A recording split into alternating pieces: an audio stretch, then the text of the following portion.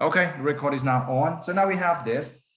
Generally, if you have gone through the previous exams in the archives or anything, you find out that many times I am only asking for this. Okay, once you can assemble this, then you're done. Okay, but let's say because I don't want all of you to go through the trouble of mathematics, because after this, remember what we need to do. Now we have the K. We can also assemble the force matrix. Okay. Now it's gonna have to go back up pretty far ahead, but bear with me. Okay. Now, if you understand the basic of the structure very well, you will not struggle with this. But if you don't, it's fine. Now you see, this system has 4 degrees of freedom, correct? And I have, I believe I have mentioned this before, that if I apply the force in anywhere that not in one of these directions of the 4 degrees of freedom, those forces will not affect the system, correct?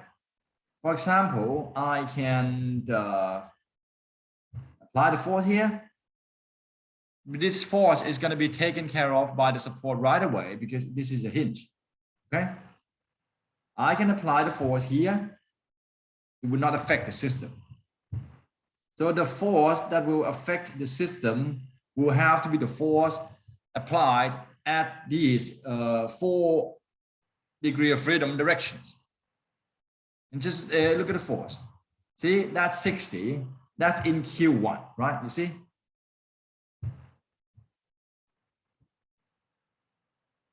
So the force matrix will have to be written in accordance with the degree of freedom as well.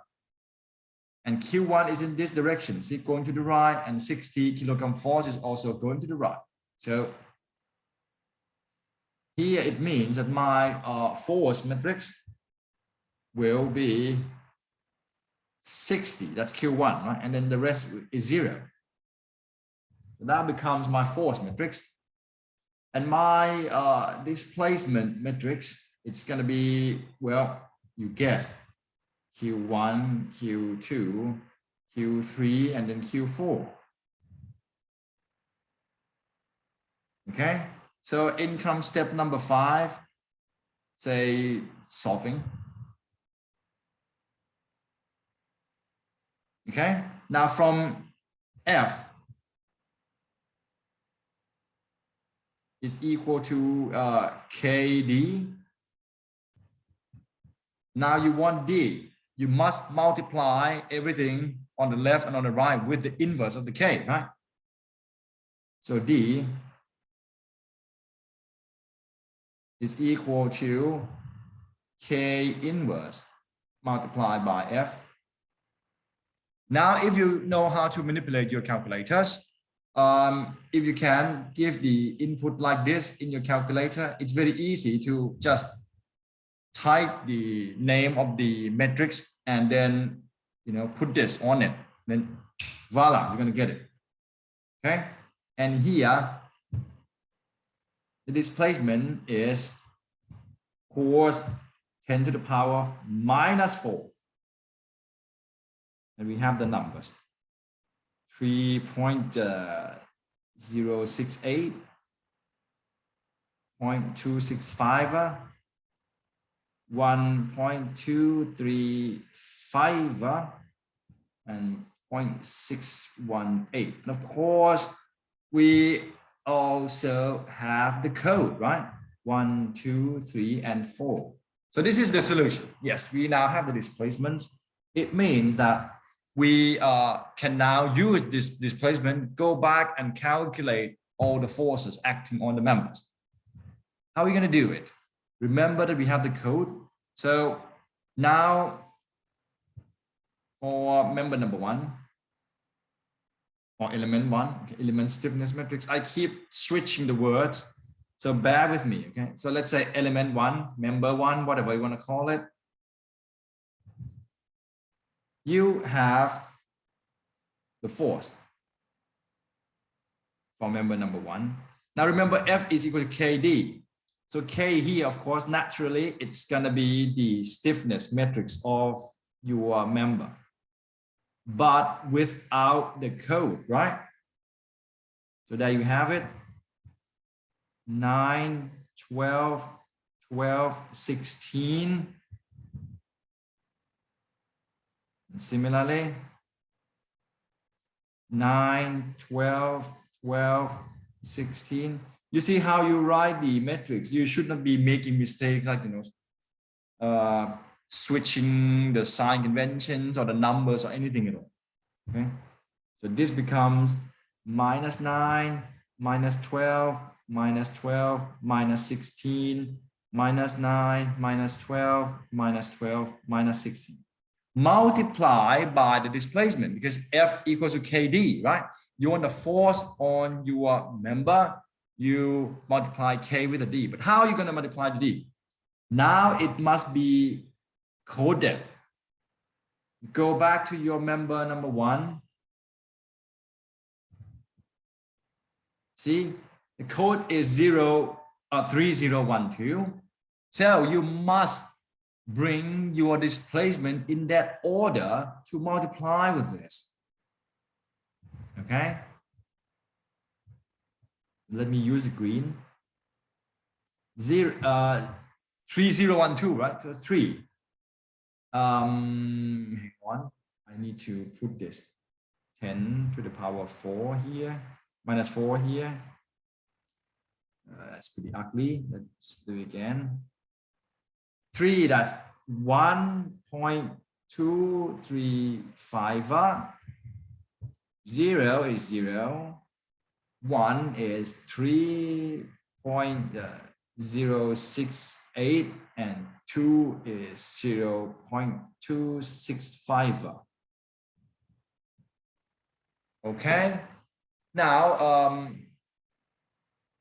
sometimes, I used to give this matrix here and ask students to solve it for all the forces in the members. This is how you do it.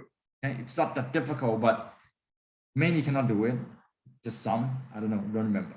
Now, after we do this, what do you expect? You go and look at your member number 1. It's this one, right? Okay. Let's say you can maybe anticipate what's going to happen. So let's say, without doing anything, excuse me, but I have to go back up again.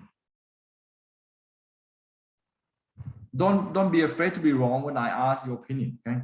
Now you can see I am pulling this system here by this force going to the right. This is my member number 1. Feel the structure, folks. What kind of force would be in member number 1? Let me erase this. It's misleading. What kind of force I should expect in this member number 1? Tension or compression? Anyone? Please don't be afraid to be wrong. And you don't have to be wrong. Just don't be afraid to answer. Okay. I am pulling this system to the right with this force. See, this is basic statics. Tension. It's supposed to be tension, right? Because I'm trying to pull the system to the right. So this member, in effect, must be pulled. So it should be under tension, correct? Yes. Yeah. So, and likewise, you would expect this member to be under compression because things moving to the right, this member must be shortened. And if things go to the right, maybe this is also under tension, maybe not, we'll see. Okay. So with that in mind,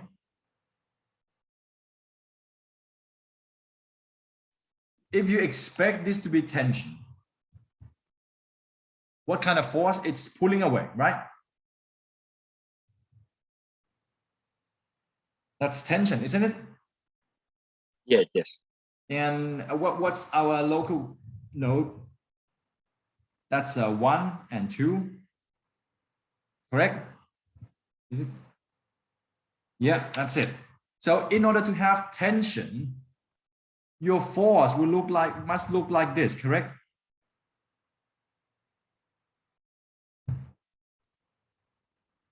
It's basic knowledge from statics. Am I correct?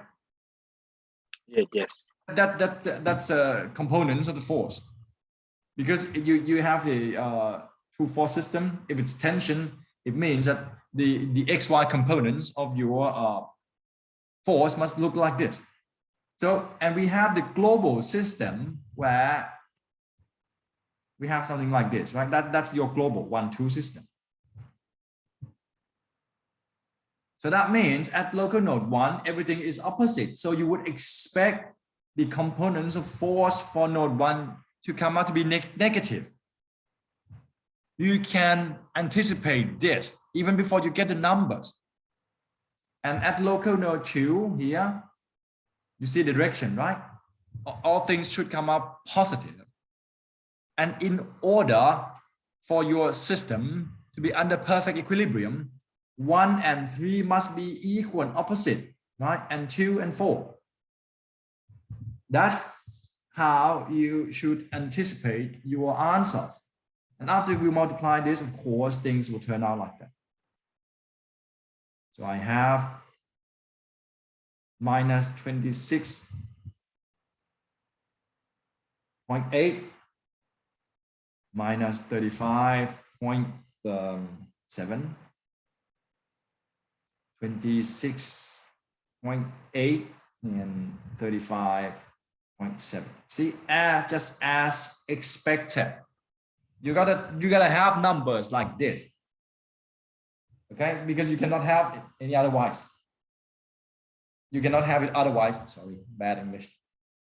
See, and you can move on to element 2. It's gonna be similar.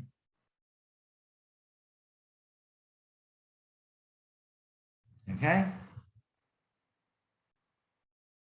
and F2. Okay, the coefficient is similar.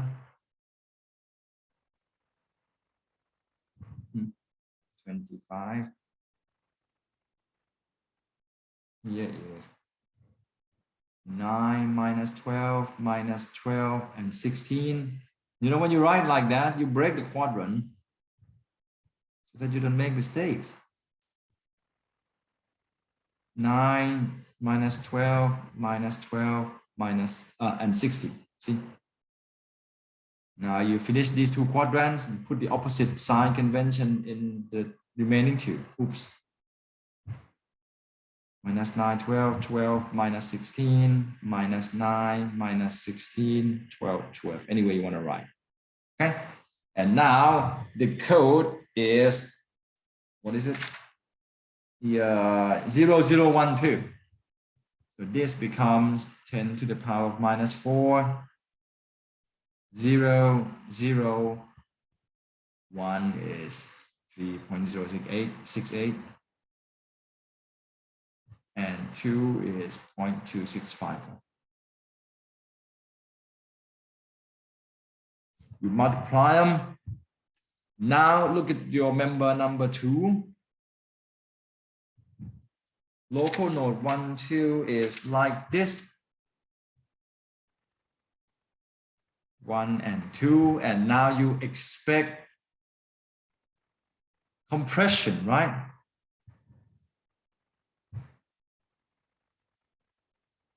So to have compression, this has to be like this, right? This has to be like that. But now you can anticipate what kind of what kind of numbers you should have for your answers, right? In local node 1, it goes up, so it's positive y but negative x. Here is the negative y and positive x. Okay? You guess things should turn out to be like that. Yes.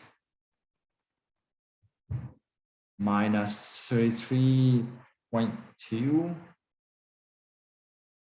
negative x, positive y, 44.3, 33.2, and minus 44.3.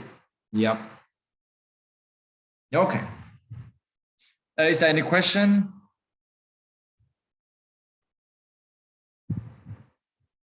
Element 3 now.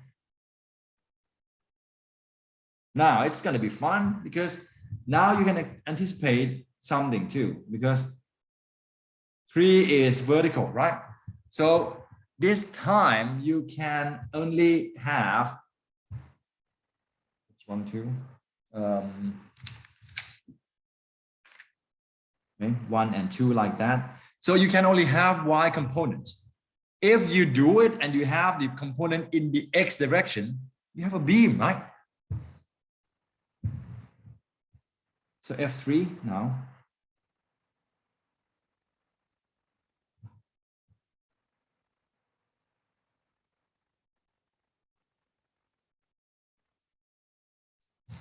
Do you want me to keep writing it? I'm getting a little bit lazy. Yeah, I'll write 32.5 multiplied by this 10 to the power of 4.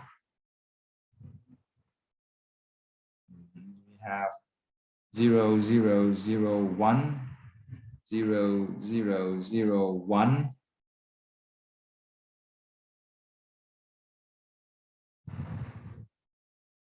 Zero, zero, zero, minus 1, 0, 0, 0, minus 1, and assign your displacement 10 to the power of minus 4, and the code is 4012. 4 is 0.618. 401 is 3.068. This is 0.265. Well, of course, you know, if you can see through the system, this is the displacement of the corresponding nodes, right? It means that this move in the x direction for that much and then goes in the y that much. And this guy moves in the x direction that much. So in the end, the final position of the member is here somewhat. Here, sorry. Here. So it got extended. So it should be tension, right? I'm not going to keep this because for some of you who do not see the picture, it's going to be too confusing. The displacement just tell you how each local node moves in x and y, and you know, when you see the movement, you should be able to expect how your member is maybe extended or shortened, which leads you to what kind of force you're going to have. Okay, so here, this is anyway, 26.7, 0, minus 26.7, and 0. So you see, 1 is positive, so it goes up. Which one is 1?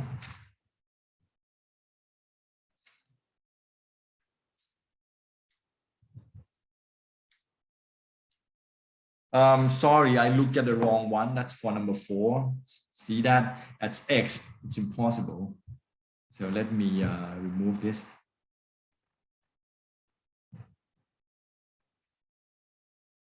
Somewhere here. Okay. This one is this. Oops.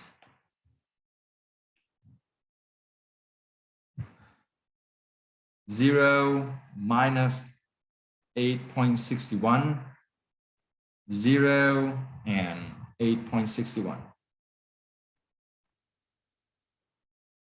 So that's minus. So in fact, it for the node 1 minus, it goes down.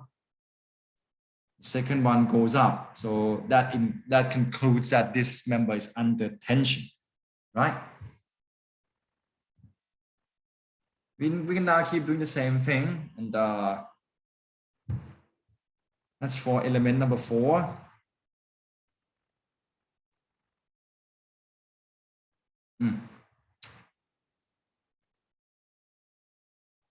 And element number 5, I got 26.7 and minus 26.7. They have to be equal, right? Because if you go back and look at the system, element number 4 and 5 are just the bottom chords, okay? And they have to have the similar force, otherwise your system will not be under equilibrium. Okay, one more thing left to do is perhaps you want to have the reaction for the system, right?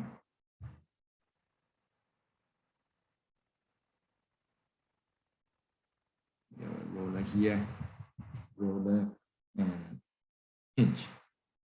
So the total force in X and Y direction of this support is formed by the components from member number 1 and 4, right?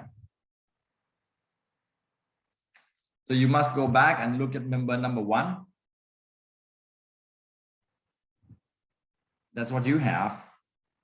26.8 and minus 35.7 down.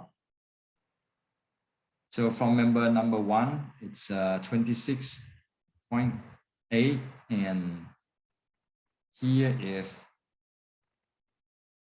oops, I think I mistook it again. That's X, 26.8 is X, right? 35.7 is Y.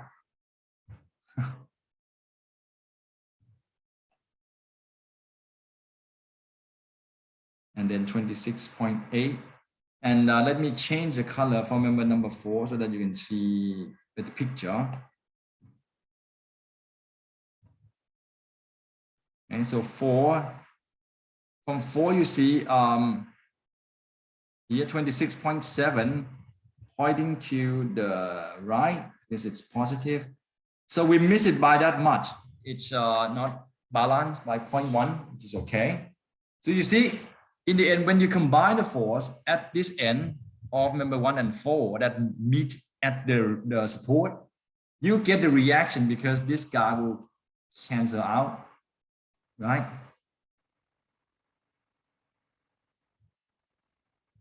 Cancel each other out, and you are left with just that force, which makes sense because you remember that in the end you have the external force pointing in that direction, right? So it makes sense to have this as a downward force. And likewise, you can combine the force from member 4, 5, and 3 to get the reaction of this support. Okay, and in the end, it's just the axial force here, because of 4 and 5, they are equal and opposite, so they're going to cancel each other out. And here is 8.61 coming down. See that?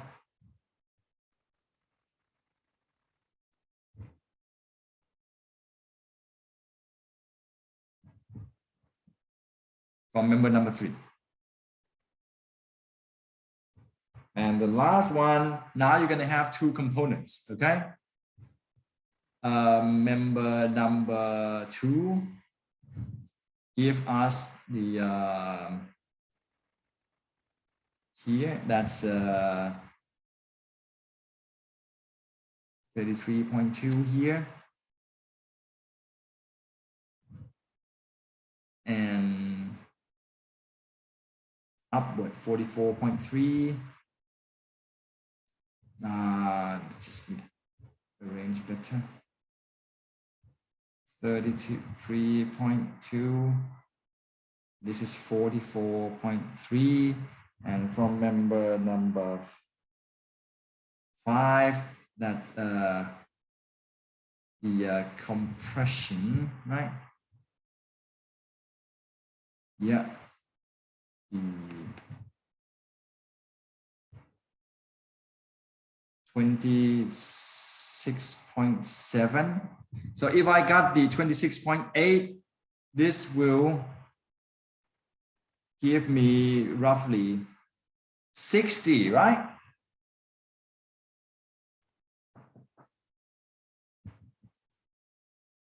Okay, so it's equilibrium because this is exactly that.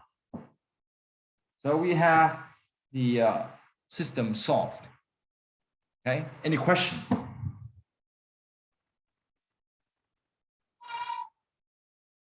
Any question? Hello? I would like to know for the element 4 and 5, okay? For the location number 1, it should be 26.7, right? But it's canceled out. You didn't write, right? For the first row, which is the X direction, right? At the Yes, node. yes. Yeah, but you didn't Here. write for number 5. That means it's canceled out for the element 4 from X-axis in the node 2, right? Because it's positive and negative, right? At the middle one. At the middle one. The middle one, I mean, the connection between 4 and 5. Yeah. Yeah. Well, and this right? is positive and negative, right? So if I am going to draw the free body diagram, it's going to look like this, and 5 is going to look like that, and that's node 1 positive, so it goes like this. Say node 2 negative. This is node 1 positive, node 2 negative. Okay? Yeah. When you look at this and then this and coming down here, they cancel out, right? Yeah. Yes. Mm-hmm. So that's what you are asking. Yes. Okay. Okay. Right. Mm-hmm. Good. Anything else? Oh, sorry. What about you cancel out, right? 76.81 on the left hand side at the support. You cross it No, out. yeah, 26.8 here. This is from member number 1. Oh, I see. Okay. Yeah. Okay, that I'm trying to use different colors, you see? Okay, I see. Okay. And then this green one is from member number 4. So they cancel out. So that's okay. you don't have the horizontal reaction at the roller, right? Yeah, okay, all right. Thank you. It's okay because it's not easy to keep up while writing. So that's why you should ask when you can't keep up with me. Either ask me to slow down or ask me afterward like this. See, in the end, it's always equilibrium that we are seeking, that we seek. That's the wrong grammar again. It's always the equilibrium that we seek. And it's beautiful because in the end, no matter what you do, it always comes down to perfect equilibrium, you see?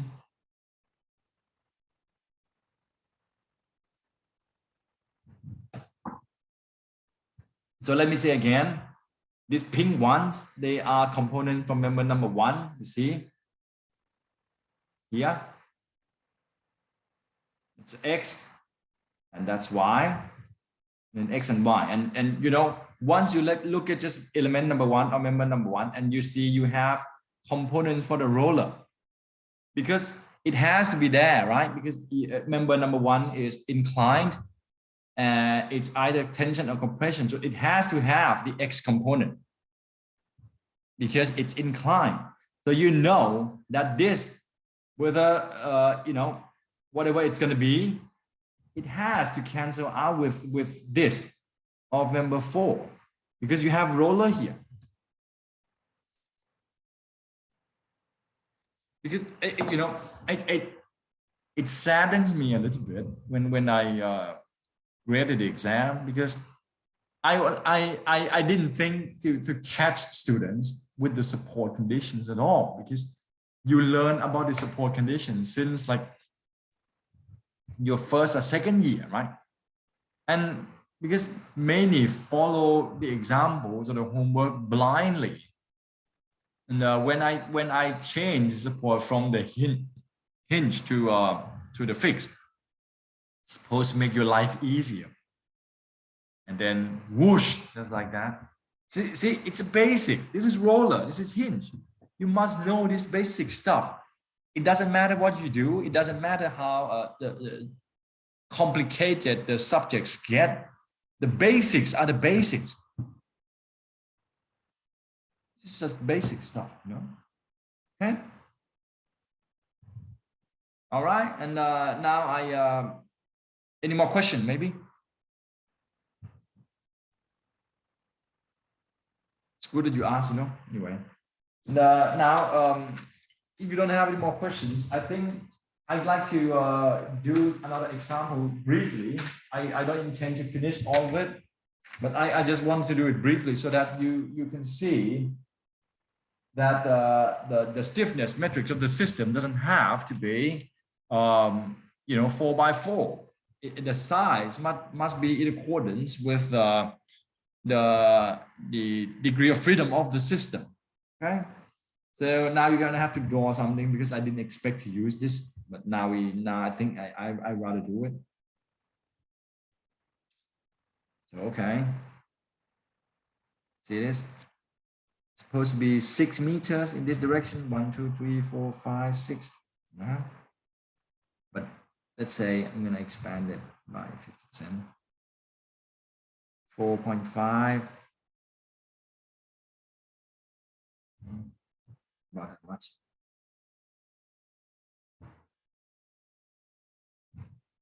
Okay. All right.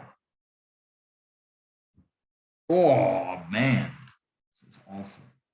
Actually, I can keep it here like that. That's better, right? Why didn't I do it? Huh? So let's say we have a system that looks like this. Okay, and roller here. This is 6 meters.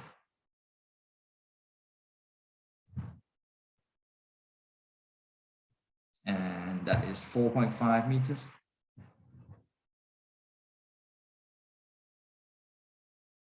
Okay. If we don't have more members, is this a truss system? Is it?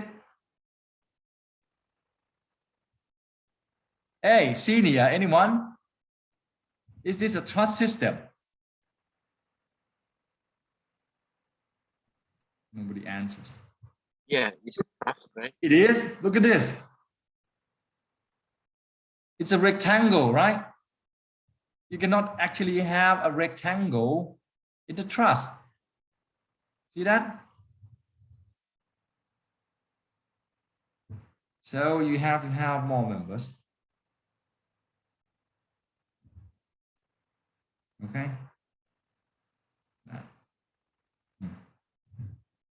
Oh, it's a curve now. It's sorry. Just it's closer to a curve than a straight line. Okay, better. So this is a truss. Before that is not. So you may go, in your life facing a truss that looks like this.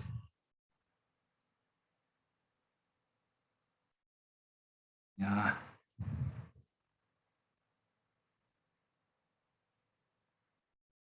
It's very ugly. Let me try do it again.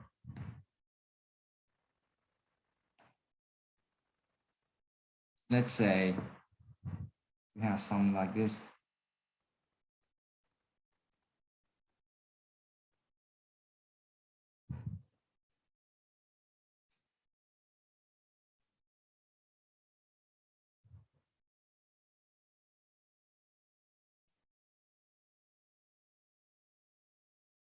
That is a perfect truss system, right? One day, somebody tells you, hey, we need to put the piping system through here. Can you remove this member? Can we do that? Yes or no? Is this a truss? The first question. Is this a truss? and make it worse. Oh, we have two pipes. One section is not enough. Can we remove two like that? I don't think so. Some situation like this, if you continue the path of engineering, of course, some of you may go on to be a movie star, supermodel, or whatever. You don't get to do this. But if you wish to continue on your life as engineers, one day you may face something like this. So the first question is this the trust? Is this the trust? Senior, you want to try your luck? You have had your internship, right? No, it's not trust. It's a good answer. You say no. What about others?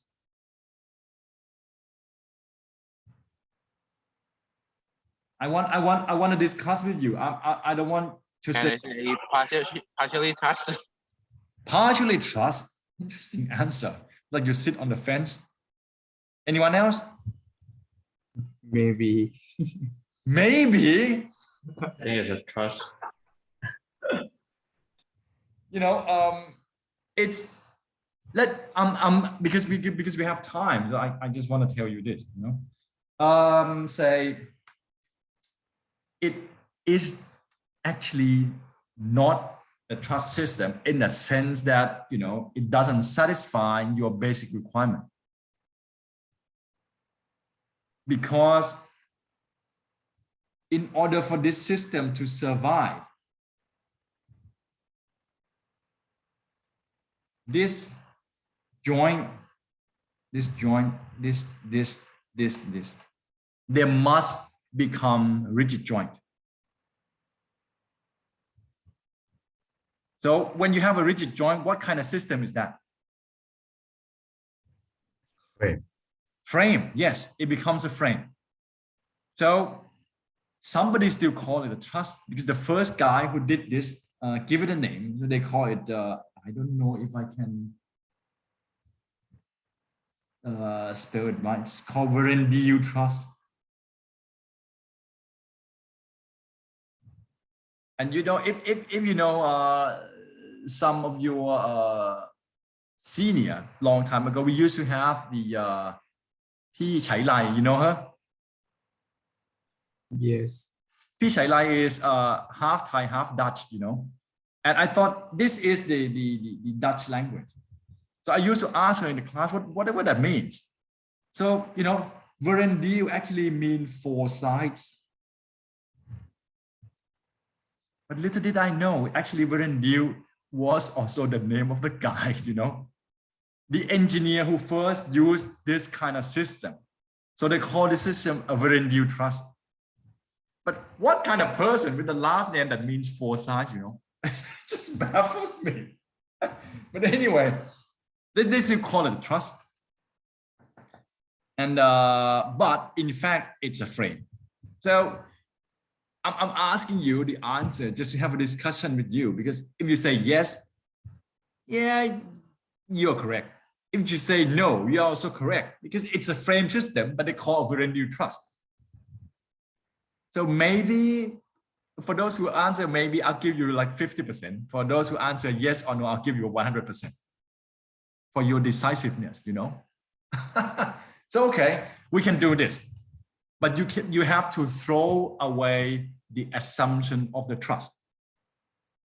You may use your computer program to analyze this, but you must now change the option to the rigid joint here. Otherwise, it will not be stable. Not only that, you have to give the details.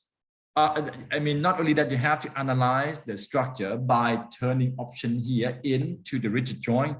You must know how to give the details so that it behaves the way you want it to be.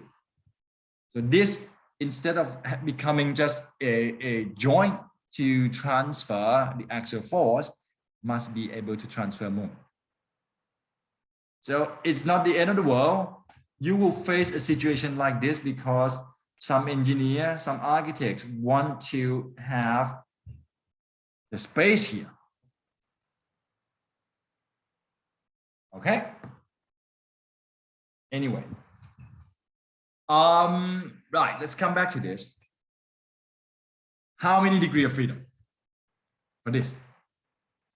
This is not a joint, just two members crossing each other. Okay. We have, let's give it some name. My table is creaking. Good. Say A, B, C, D, E. How many degree of freedom?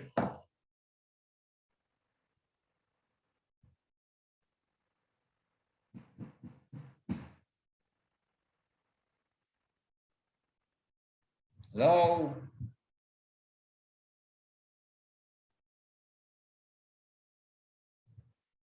Oh, it's all quiet on the Western Front. Please, how many?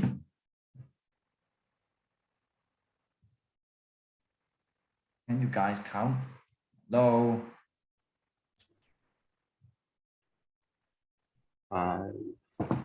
5. 4, 3, 2, 1. 5. 5. Anyone else? Let's look at A and C, right? No degree of freedom, correct? This is not a joint. E has how many? 1. 1. B has 2. 2. And D has 2. 2. So this is the 5 degree of freedom system. So do you want me to keep this? Can I erase this? It gets in the way.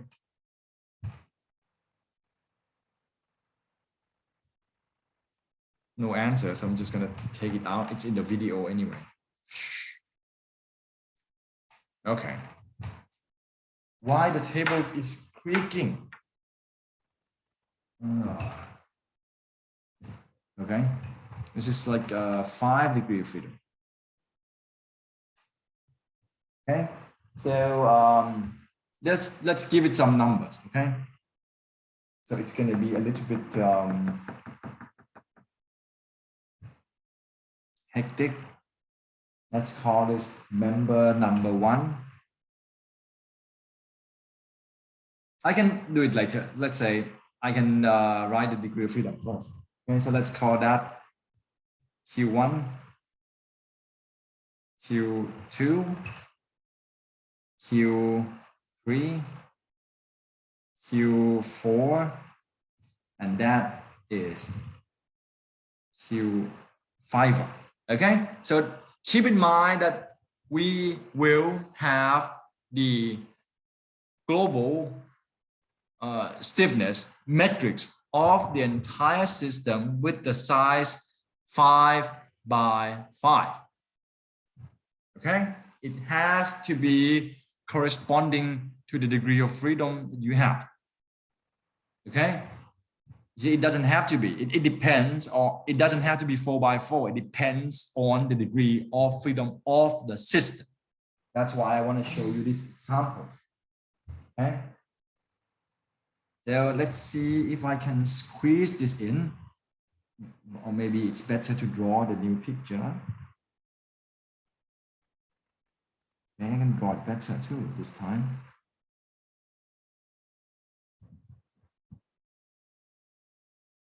Yeah.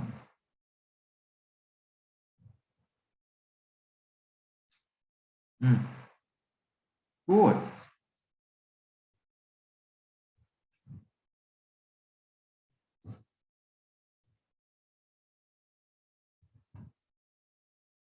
Better.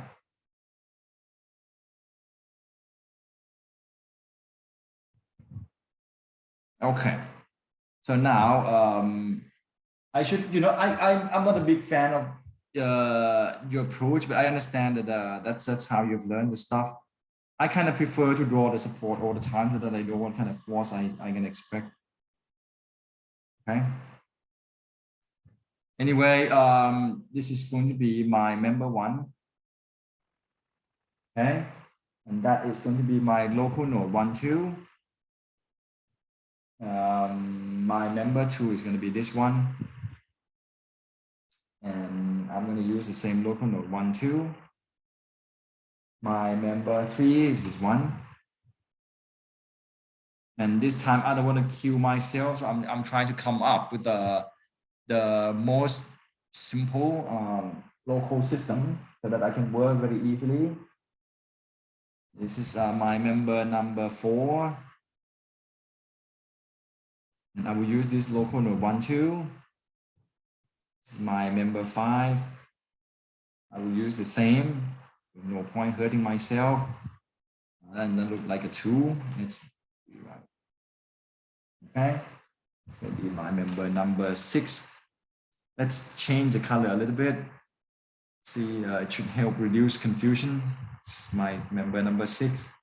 And yeah, the typical local node 1, 2 should help. And that's my member 7. Local node 1, 2. Okay. It's maybe it's about time that we should have a break. Like actually it's 3 minutes.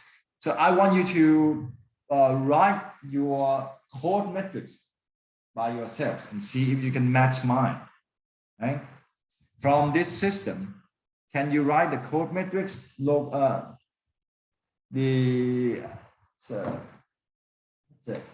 official name, I don't remember. But anyway, it's a code metrics. Come on, do it now. Write the code metrics. Or are you writing this? Are you drawing this stuff down? You know. What's it called?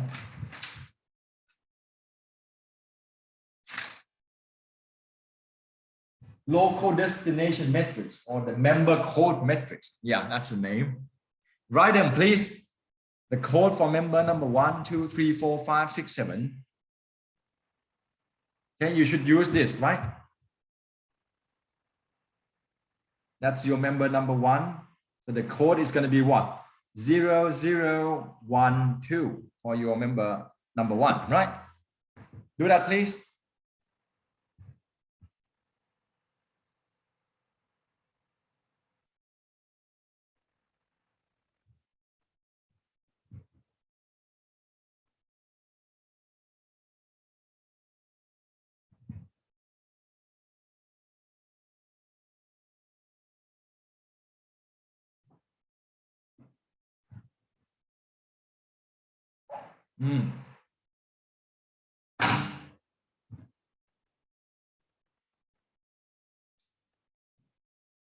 Should take just a minute. Also.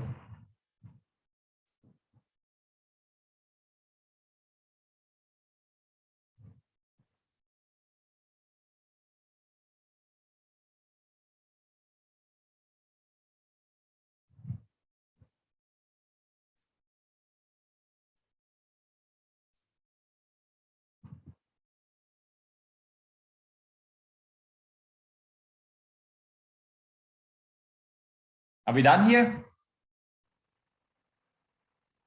Hello? Shouldn't take long at all. I'm doing. You done? So, 0012, right? 0034. Yeah. Hang on. 0012. Member number 2 is 0034. For 3? 3450. Yeah, 3450. Number 4. 3400. 3400. Good. Number 5. Someone else, please. Anyone? Except P.I. Akrapan. Anyone else? Please. Hello? Maybe just you and me left. Oh no, actually, we have 9 students. Anyone else, please? Ladies, maybe? Hello? Oh my, I don't believe this. Nutipong, would you like to try your luck? 5012. Thank you, sweet. Number 5 is, yes, Yeah, 5, 0, 1, 2. That's correct. 6. This one. Hello. 6, that's 0, 0, and 1, 2, right? And the last one, 7, is gonna be 3, 4, 1, 2, right? Let me check with my homework. That's correct. I should be that surprised, right? Anyway, is there any question now?